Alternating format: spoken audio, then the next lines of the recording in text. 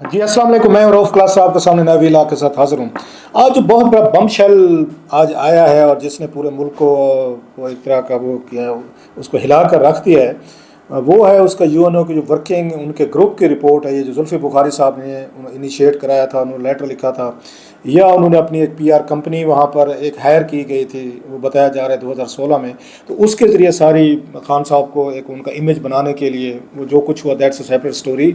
लेकिन अब जो उनकी जो फाइंडिंग गई हैं और जिस तरह की रिपोर्ट पाकिस्तान हुकूमत को भेजी गई है, या पाकिस्तान हुकूमत को कहें या उसको रिलीज़ किया गया, उसका मेरा ख्याल है हुकूमत पाकिस्तान के लिए, पूरे पाकिस्तान के लिए बड़ी ह्यूज इम्प्लीकेशंस हैं। और उसका ये होप कि हुकूमत पाकिस्तान को उसका एहसास भी है, अगरचे उसका जवाब देने की कोशिश की गई है। और जवाब देने के लिए आज़म तारड़ साहब जो वज़ीर कानून है वो सामने है, या ओन चौधरी साहब जो हैं इमरान खान साहब के बड़े ज़ाती राजदां हैं। अगर पाकिस्तान में दो राजदां हैं जो खान साहब के, इमरान खान साहब के पिछले कोई 10-15 साल के तमाम मामलात की ए टू जी जानते हैं, मतलब है उनको उनको कह लें जो उनका हर सीक्रेट उनको पता है, वो मेरा ख्याल जुल्फ़ी बुखारी साहब हैं और ओन चौधरी साहब। इन दोनों को इमरान खान साहब के अंदरून पाकिस्तान और बैरून मुल्क जो भी व्हीलिंग डीलिंग, मिलना जुलना, आना जाना जो भी था वट, इन दोनों को पता है। और यही वजह है कि आप देखें ओन चौधरी साहब हमेशा जब भी प्रेस कॉन्फ्रेंस करते हैं तो एक वेग सी या ओपन कह लें वो थ्रेट ज़रूर करते हैं पीटीआई के लोगों को जो इस ट्विटर सोशल मीडिया पे गाली गलौज का कारोबार करते हैं कि भाई साहब अगर आपने मेरे खिलाफ की बातें की, मेरे ही आके आपने ट्रोलिंग की, तो फिर आपकी खैर नहीं है। मतलब ये है कि फिर खान साहब के मैं कुछ राज व न्याज हैं वो निकाल दूंगा। लिहाजा अब नोट करें, ये इसी तरह की थ्रेट ये गवर्नर सरवर ने भी दी थी, पंजाब के साबिक गवर्नर थे, जब उन्होंने एक प्रेस कॉन्फ्रेंस की थी खान साहब के खिलाफ, तो जाते जाते वो भी ये कह गए थे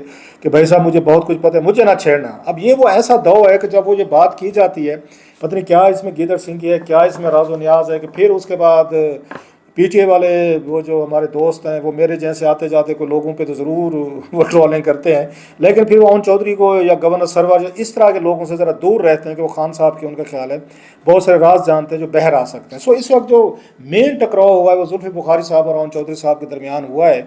और इसमें जैसे मैंने कहा कि खान साहब के बड़े करीब, वो क्या राज व न्याज बता सकते हैं, क्यों दोनों एक दूसरे के इतनी दूरियां हुई, वो तो हमें समझ में आती है कि ओन चौधरी साहब इस्टेब्लिशमेंट की साइड पे चले गए, जुल्फ़ी बुखारी साहब इमरान खान साहब की साइड पे चले गए। सो वो जो एक महाज की सिचुएशन बनी है खान साहब के लिए, एक तो ये जैसे मैंने कहा कि दो एक टकराव हुआ है वो अपनी जगह, दूसरा टकराव उनकी पार्टी के अंदर हमें चल रहा है, नज़र आ रहा है, जो अब वो बढ़ते ही जा रहा है। कि पहले हमने देखा कि फवाद चौधरी साहब थे, उनकी पार्टी के थे रऊफ़ हसन साहब थे, कुछ और लोगों के साथ उनकी मारधार चल रही थी। अब उसमें शेर अफजल मरवा साहब भी एंटर हुए हैं, या उनको एंटर किया गया है, या खुद हुए हैं, या चौधरी साहब की गुफ्तगू ने उनको मजबूर कर दिया जो उन्होंने अपने ट्वीट्स में किया है। सो वो लड़ाई बढ़ती जा रही है। उधर से बड़ा होपफुल किस्म का फवाद चौधरी साहब को बड़ी ज़रूरत थी कि कुछ दिनों से कि उनके लिए कोई खान साहब की कलम हक हैं, कोई खान साहब थोड़ी सी सॉफ्ट लाइन दें। तो वो 2-4 दिनों से वो अपने टीवी शोज़ में जिस तरह की गुफ्तगू कर रहे थे, और पीटीआई के अपने आप को उन्होंने कहा जी मैं तो पीटीआई से कभी गया ही नहीं था, और ख़ुद को दोबारा वो एंट्री के लिए तर्जमान की पोजीशन पे वो जो फैज़ करने की कोशिश कर रहे थे, और अब तक उनको कामयाबी नहीं हो रही मिल रही थी। कि हर कोई यही बात कहता था एंकर्स वगैरह टीवी शोज़ में कि खान साहब अगर आपके साथ हैं, खान साहब की मर्ज़ी से आपने पीटीआई छोड़ी थी, तो खान साहब आज कह दें कि क्या फ़र्क पड़ता है जनाब कि ठीक है फवाद चौधरी साहब को मैंने कहा था, या जब मैं आऊँगा वापस फिर बात कर लेंगे। तो अल्टीमेटली खान साहब ने वो बात की है जिसकी फवाद चौधरी साहब को बड़े अरसे से ये तलाश थी, या कम अज़ कम जब तक खान साहब बाहर नहीं आते।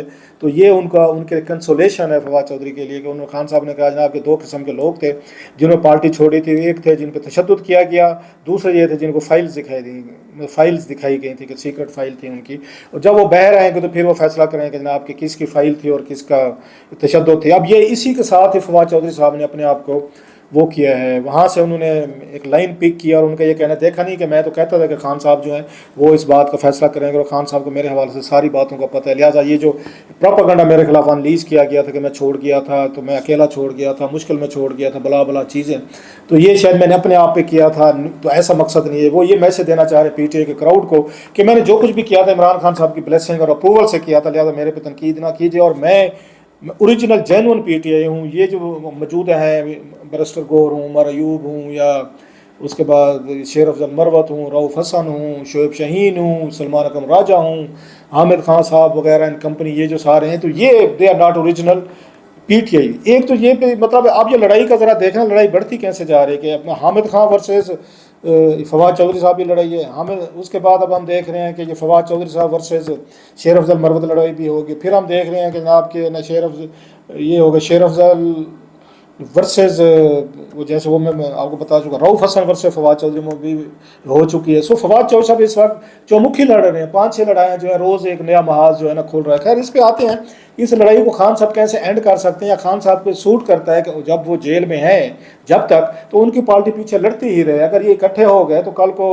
یہ میرے لیے بھی ٹربل پیدا کر سکتے ہیں.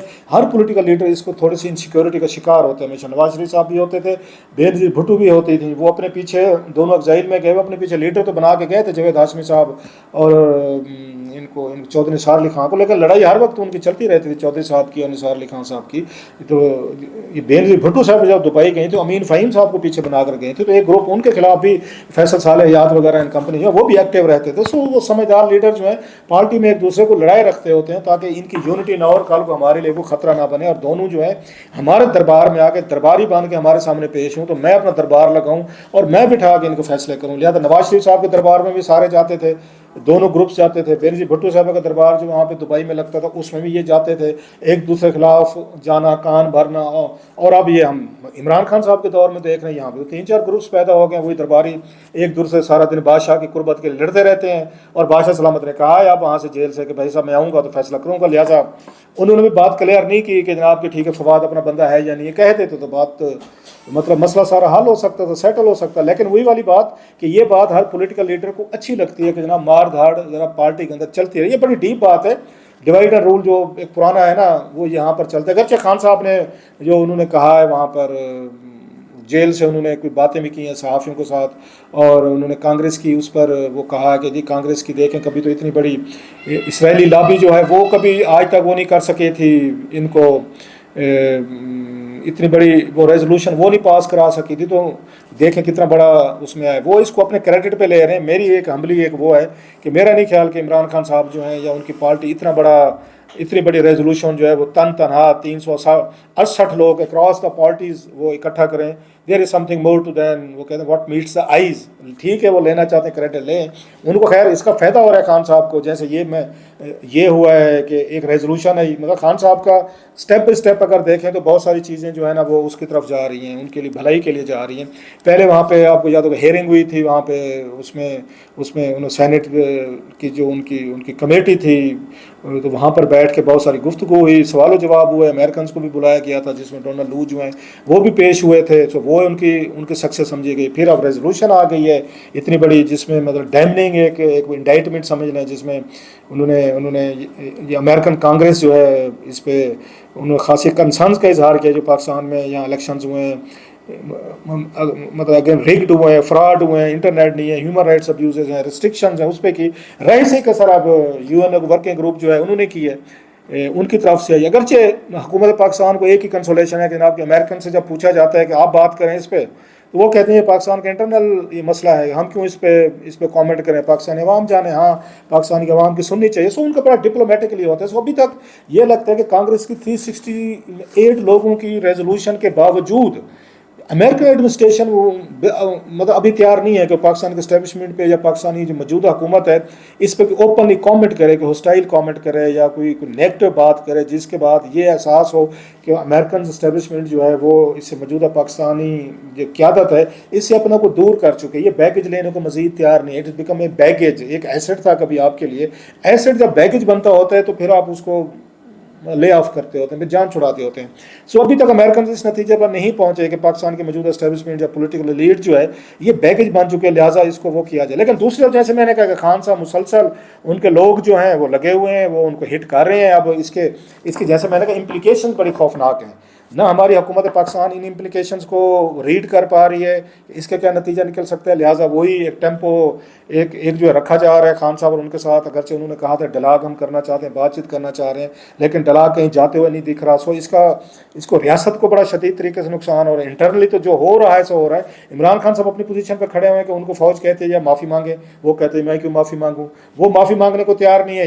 یہ فار گیو اور فار گیٹ کرنے کو تیار نہیں ہے اسٹیبلشمنٹ یا پولیٹیکل لیڈ. یوں آپ پھنس کر رہ گئے between the devil and deep blue sea والی جو بات ہوتی ہے، پاکستان بھی پھنس گئے، پاکستانی عوام بھی پھنس گئے. اب اس کے نتائج کچھ عرصے بعد آنا شروع ہوں گے. جو اگلی بات ہے جو میرا خیال ہے زلفی بخاری صاحب پہ بڑا ایک شدید وہ آئے گا، ایک ریئیکشن آئے گا حکومت پاکستان یا ریاست کی طرف سے، جو انہوں نے اگرچہ وہ تو اس کو بہت بڑی اچیومنٹ سمجھ رہے ہیں کہ عمران خان صاحب کے ساتھ جو پاکستان میں انصاف نہیں ہوا، جیل میں رکھا گیا ہے ان کا جو مین کیس ہے سائفر والا کیس تھا، کہ جس میں جو ان کے وکیل کا رائٹ تھا ٹو کراس ایگزامن کرنے کا ان کو یہ وٹنسز سے جو پروسیکیوشن کے، تو وہ رائٹ بھی جج نے ختم کر کے سرکاری وکیل کو دے دیا تھا یا نیا وکیل بنا دیا تھا. یہ اس وقت بھی اعتراض کیا گیا تھا بہت چیزوں کا کہ جناب اس کا مسئلہ ہوگا، اور اسی کو بیس بنا کے یہ اسلام آباد ہائی کورٹ میں بعد میں خان صاحب اور ان کا جو کیس جو ہے اس میں انہوں نے وہ کر دیا تھا، ان کو ریلیف دیا تھا بہت بڑا.